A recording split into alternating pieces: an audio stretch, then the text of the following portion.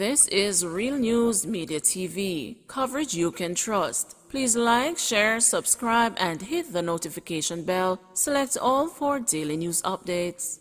Good evening, my Real News Media TV family. Welcome back to the channel for another news update for April 26, 2023. And in the news this evening, malfunction in ABM spews out cash in Santa Cruz.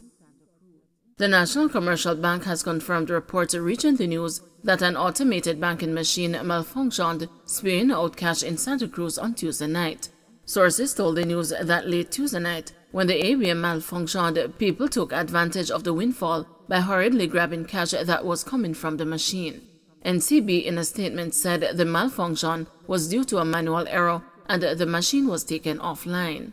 There was an incident with one of our automated banking machines in Santa Cruz that night that incorrectly dispersed the denominated notes to some customers due to a manual error. As soon as we became aware of the issue, we took immediate action to rectify the situation, and the machine was taken offline, the statement read in part. We are still investigating the issue and reviewing our procedures to minimize the risk of similar situation occurring again, the statement added. NCB did not state the amount of money that was incorrectly disbursed. Family of murdered Manchester nurse assistant stages protest. Family and friends of surgical nurse assistant Shade Brown, who was allegedly killed by her common-law husband, today protested outside the courthouse in Manchester, demanding justice.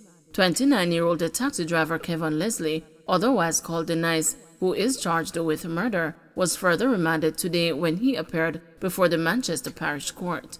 His attorney, Norman Godfrey, put off plans to make a bail application as documents in the case are outstanding. The documents are expected to become available on Wednesday, May 10. Leslie is expected to return to court on Thursday, May 18. Allegations are that at 8:30 p.m. on Friday, March 10, Leslie and Brown had a domestic dispute and he reportedly used a knife to stab her multiple times. The incident reportedly happened in the presence of Brown's 11-year-old son and her 5-year-old nephew. It was the son who reportedly alerted neighbors about what occurred. Brown was taken to the Mandeville Regional Hospital, where she later succumbed to her injuries. Outside the court today, Brown's mother, Donna Walker Ellis, who along with other relatives and friends led a peaceful protest, said she wants justice for her daughter. "She not deserve this," she said as she struggled to fight back tears. Walker Ellis said among those deeply affected by the tragic incident is her grandson. "It's rough. Today he's going to do his exam and he's without a mother. How am I going to live? Just 11 and he doesn't have a mom," Walker Ellis said. St. Andrew businessman accused of assaulting wife freed. A businessman who was accused of assaulting his wife was freed yesterday when he appeared in the Kingston at the St. Andrew Parish Court. Freed was 54-year-old Benson Aguaca. The complainant had brought charges against her husband arising from an alleged incident in March 2021. The allegations were that an argument developed between the couple at their business establishment. During the argument, the accused allegedly punched his wife several times, causing her to fall to the ground. Aguaca denied the allegations. King's counsel Peter Champagny, who represented Aguaca, submitted that the medical evidence did not support the allegations. The court in freeing the accused pointed out that the credibility of the wife was shattered during cross-examination by Champagny. The judge noted that in one instance, the wife had previously reported that the assault took place in the presence of one of the employees.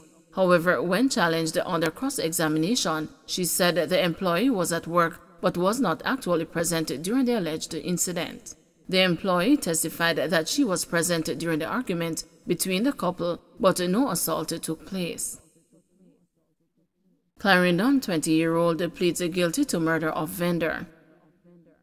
Clarendon resident Romeo Fullerton on Tuesday pleaded guilty to the shooting death of a fruit vendor in Maypen in February. Fullerton, who was charged with murder, unauthorized possession of ammunition, possession of a prohibited weapon, use of a prohibited weapon to commit a felony, and robbery with aggravation, is to be sentenced on July 6 in Clarendon Circuit Court. Presiding Judge Justice Anne-Marie Lawrence Granger requested a social inquiry report for the 20-year-old man. The court heard that on February 14, Keith McIntosh, a 27-year-old vendor of Mocha Clarendon, was selling in Maypen when Fullerton and another man approached him.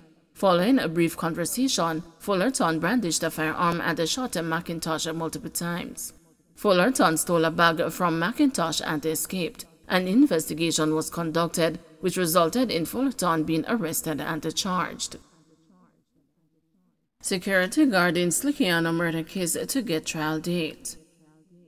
A trial date is to be set when the security guard charged in relation to the murder case of social media influencer Anika Slickiana Townsend is called up in the St. James's Circuit Court on May 5.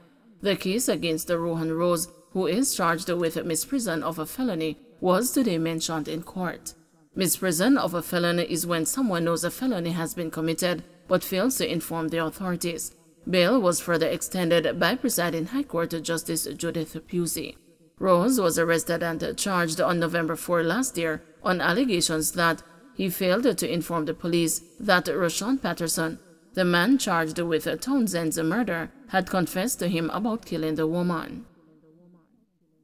Samuda defends the Labour Ministry's handling of industrial disputes.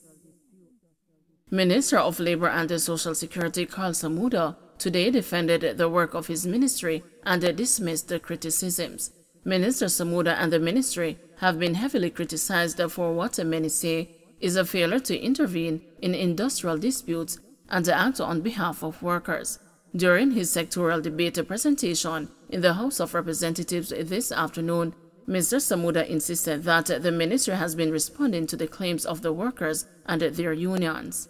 He says the ministry has been striving for a more harmonious industrial relations climate for workers and their employees amid rising unrest, noting that the 2022-2023 industrial relations climate has been a turbulent one for the country. In addition to the usual flow of activities, several critical public sector entities including, and many people don't see the activities of the Ministry of Labour. You get the effect if we go wrong, but you very seldom see the extent of our involvement. For instance, our involvement in the National Water Commission issue, the Jamaica Civil Aviation Authority, Passport, Immigration and Citizens Agency, Speaker, National Housing Trust, teachers represented by the JTA, Jamaica Urban Transit Company, and the Registrar General's Department, who stage industrial action. We are the ones behind the scene who conduct the conciliation process, where the first port of call, if there's a disagreement at the plant level, is to come and meet with our team at the ministry and try to resolve the issue at the ministry. Don't forget to like, share, subscribe, and hit the notification bell. Select all for daily news updates.